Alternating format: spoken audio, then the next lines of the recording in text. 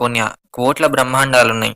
అన్ని కోట్ల బ్రహ్మాండాలకి అన్ని కోట్ల విష్ణువులు, అన్ని కోట్ల బ్రహ్మలు, అన్ని కోట్ల కుమారస్వాములు, అన్ని కోట్ల విష్ణువులు, అన్ని కోట్ల శివుళ్ళు, అంతమంది దేవతలున్నారనమాట.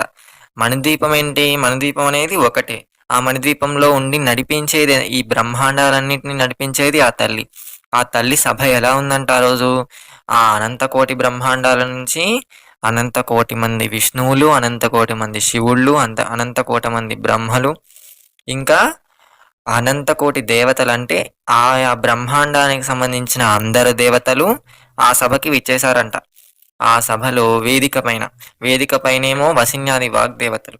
అక్కడ పంచబ్రహ్మల మంచం మీద కామేశ్వరుడు, కామేశ్వరి దేవి, ఆ లలితా త్రిపుర సుందరి దేవి కూర్చుంది. అటువైపు లక్ష్మీదేవి, ఇటువైపు సరస్వతీదేవి చామరాలు వీస్తూ ఉన్నారు. ఆ బ్రహ్మాండాలన్నీ ఎక్కడున్నాయంట ఆ రోజు? మన